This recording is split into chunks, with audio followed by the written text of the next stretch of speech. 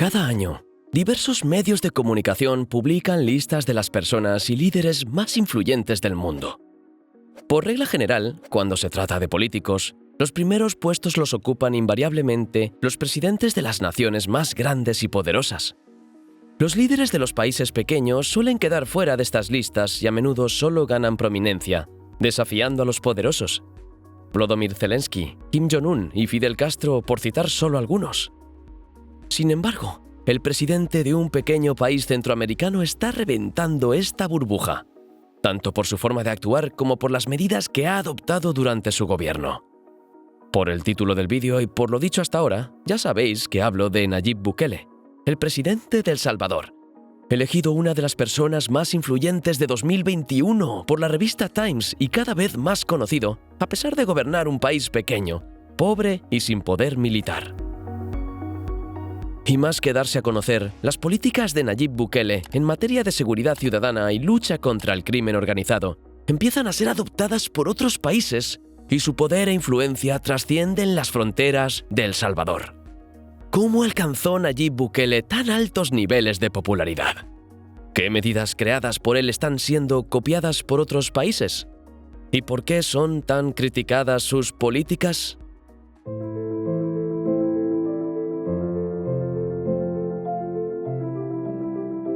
Nayib Bukele, como su nombre indica, es de ascendencia árabe.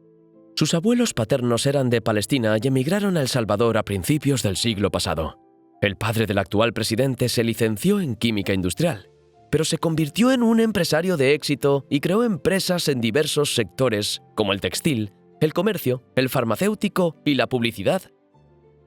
Fue en la agencia de publicidad de su padre donde Nayib Bukele empezó su vida profesional, en 1999, cuando solo tenía 18 años.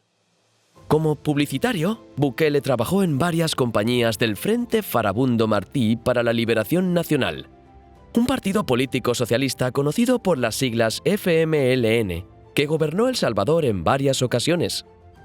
No por casualidad, fue por el FMLN por el que Bukele entró en el mundo de la política en 2012, cuando se presentó y ganó las elecciones a la alcaldía de Nuevo Cuscatlán, un pueblo de la periferia de la capital, San Salvador. Siempre por el partido de izquierdas, Nayib Bukele se convirtió en alcalde de la capital salvadoreña en 2015, ganando aún más protagonismo nacional y allanando el camino para su candidatura a la presidencia. No fue fácil, ya que fue expulsado del partido a mitad de camino y tuvo que presentarse como parte de un pequeño movimiento político y romper con una tradición de décadas de alternancia entre su antiguo partido y Arena, la principal fuerza de la derecha. Aun sin la estructura de un gran partido, Bukele supo aprovechar las redes sociales y el descontento de la población con los políticos tradicionales para convertirse en el presidente de El Salvador en el año 2019. A nivel interno, el inicio del mandato de Nayib Bukele estuvo marcado por la ruptura con el sistema tradicional, con la destitución masiva de cargos políticos que ocupaban cargos públicos. En la escena internacional, Bukele, que llegó al poder con solo 37 años, fue noticia por vestir de manera informal, utilizar las redes sociales con maestría y adoptar el Bitcoin como moneda oficial de El Salvador. Sin embargo, fue gracias a su política de lucha contra el crimen organizado que Nayib Bukele adquirió relevancia en la escena política internacional. Antes de que Bukele llegara al poder, las noticias sobre El Salvador hablaban casi siempre de la falta de seguridad. En las últimas 3 décadas, el país siempre ha ocupado uno de los primeros puestos en la clasificación de los países más peligrosos del mundo, y en algunos años ha ocupado el primer lugar. Durante este periodo, El Salvador, que tiene una población de unos 7 millones de habitantes, registró más de 6.000 asesinatos en solo un año. Lo peor es que la situación de El Salvador, a pesar de ser la más grave, está lejos de ser un caso aislado en la región. Países de su entorno, como Guatemala, Nicaragua y Honduras, sufren los mismos problemas, por no hablar de México, que aunque es mucho más grande y cuenta con más recursos, también aparece constantemente en las listas de los países más peligrosos del mundo. La raíz del problema es la misma en prácticamente toda Latinoamérica: la incapacidad de los gobiernos para combatir el crimen organizado. Naturalmente, cuando algunos países vieron los resultados positivos de El Salvador en el campo de la seguridad pública, se interesaron en replicar el modelo, como es el caso de Haití, un país que ha sufrido una guerra civil, desastres naturales y que está totalmente controlado por el crimen organizado.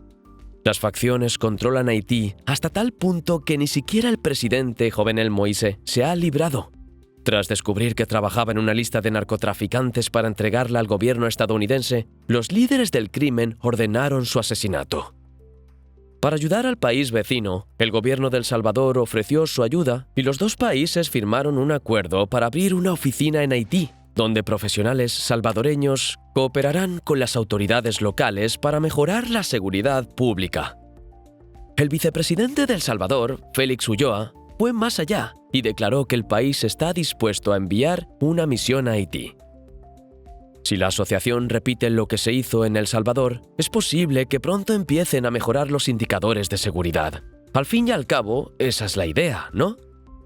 Apenas asumió la presidencia de El Salvador, entre tuit y tuit, Nayib Bukele anunció el Plan de Control Territorial, cuyo objetivo era recuperar las zonas del país que estaban bajo control del crimen organizado. El plan, que constaba de 7 fases, estaba diseñado para hacer frente a estas organizaciones con toda la fuerza que posee el Estado, utilizando el ejército y la policía y proporcionando los recursos necesarios. Aunque el problema de la violencia era antiguo en El Salvador, con el plan de choque del nuevo presidente, los resultados han aparecido rápidamente y las cifras lo demuestran sin lugar a dudas. Échale un vistazo. En 2019, año de la toma de posesión de Bukele, El Salvador registró 2.398 homicidios. Recordemos que tomó posesión el 1 de junio. Al año siguiente, ya con el plan de control territorial en marcha, se registraron 1.000 homicidios menos y la cifra más reciente, correspondiente al año 2022, fue de apenas 495.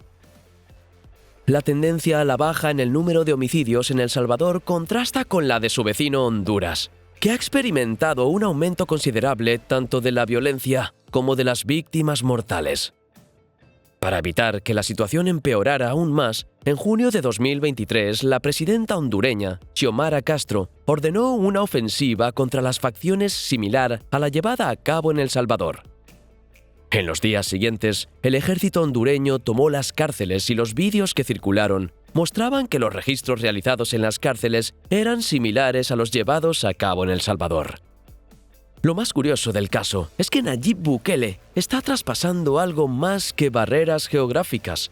También está rompiendo fronteras ideológicas, ya que Xiomara Castro, la presidenta de Honduras, es una política vinculada a movimientos de izquierda, tradicionalmente ligada a los derechos humanos y crítica con las políticas de encarcelamiento. Y hablando de eso, este es uno de los ejes del plan de Bukele, que según él ha convertido a El Salvador en el país más seguro del mundo. En marzo de 2022, tras un periodo de relativa tranquilidad, las dos principales facciones que operan en el país, la Mara Salvatrucha y Barrio 18, llevaron a cabo una auténtica masacre. Miembros de las bandas dispararon al azar en las calles del país, causando el mayor número de muertos diarios en 30 años. Los crímenes tuvieron lugar un sábado y la respuesta del gobierno fue inmediata. El domingo por la mañana, el gobierno declaró el estado de excepción y ese mismo día el Congreso aprobó un régimen de reclusión que, entre otras medidas, flexibilizaba las detenciones. Como el número de presos aumentó exponencialmente a partir de ese momento, El Salvador necesitó crear más vacantes en el sistema penitenciario, lo que se hizo al mejor estilo Nayib Bukele. El Centro de Reclusión del Terrorismo, conocido por las siglas CECOT, se construyó en apenas 7 meses y es la cárcel más grande del continente americano. La megacárcel tiene capacidad para 40.000 presos y, a juzgar por las cifras, no debería pasar mucho tiempo antes de que alcance su capacidad máxima.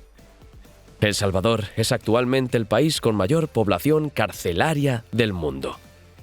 Según datos de la web Statista, hay 605 presos por cada 100.000 habitantes, lo que da un total aproximado de 65.000 reclusos. Y es posible que pronto veamos cárceles así en otros países, porque Costa Rica, otro país cercano a El Salvador, declaró en diciembre de 2022 que el eficiente sistema penitenciario salvadoreño sería un importante aliado en la lucha contra la delincuencia en su país. Cuando otros políticos anuncian que van a adoptar el programa de seguridad de Bukele, aparentemente lo que buscan es mejorar la seguridad de la población. Pero no se puede decir que los índices de aprobación del líder salvadoreño no entren en la ecuación. 4 años después de tomar posesión como presidente de El Salvador, Nayib Bukele tiene un índice de aprobación del 91%. Así es, 9 de cada 10 residentes piensan que está haciendo un buen trabajo. Es fácil entender estas cifras echando un vistazo a un reportaje de The New York Times, que muestra los relatos de varios residentes sobre cómo era la vida antes y cómo es ahora. Antes, en las zonas dominadas por las facciones, los delincuentes imponían su voluntad por la fuerza, extorsionaban y atemorizaban a los residentes. Hoy es posible ver noticias de niños que vuelven a utilizar las plazas que dominaban los delincuentes, gente que camina por las calles pacíficamente, e incluso residentes que habían sido desalojados de sus casas y pudieron regresar. Noticias como esta han dado la vuelta al mundo y están haciendo popular a Bukele en muchos países. En Colombia, fue portada de la revista Semana, con la llamativa frase «El milagro Bukele». Un reportaje de la BBC mostró que en Guatemala, los principales candidatos presidenciales están pegando su imagen a la del presidente de El Salvador y prometiendo adoptar los mismos métodos. Otra muestra del prestigio de Bukele fuera de El Salvador es una encuesta realizada en Ecuador, donde fue valorado positivamente por casi el 60% de los encuestados, por delante incluso de los políticos locales más populares. Pero entonces, ¿por qué incluso con resultados positivos y altos índices de aprobación, Nayib Bukele y sus políticas son tan criticados?